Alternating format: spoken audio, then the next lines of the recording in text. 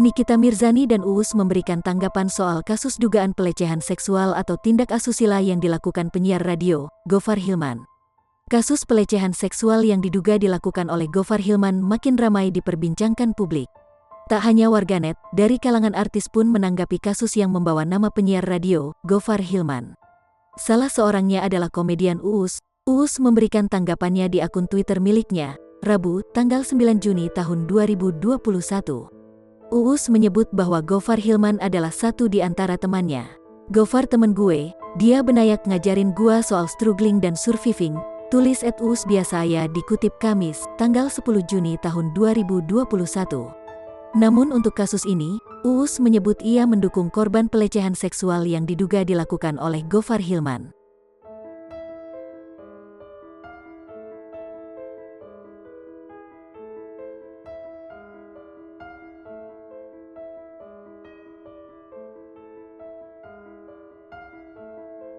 "Tapi kalau soal ini gue dukung Mbak Jojo, gue berteman dengan siapapun tapi buat gaya hidup dan cara hidup itu bukan ranah gue," tambahnya.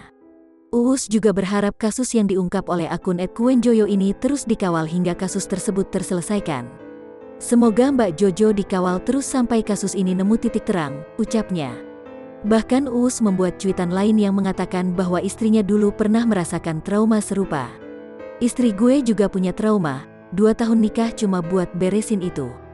Jadi setidaknya gue pernah lihat langsung sikapnya yang mewakili traumanya kayak gimana," ungkapnya. Tidak hanya Uus, Nikita Mirzani juga ikut berkomentar terkait kasus yang membawa nama Gofar Hilman. Nikita Mirzani menilai Gofar Hilman adalah sosok yang baik dan sopan. Ibu 3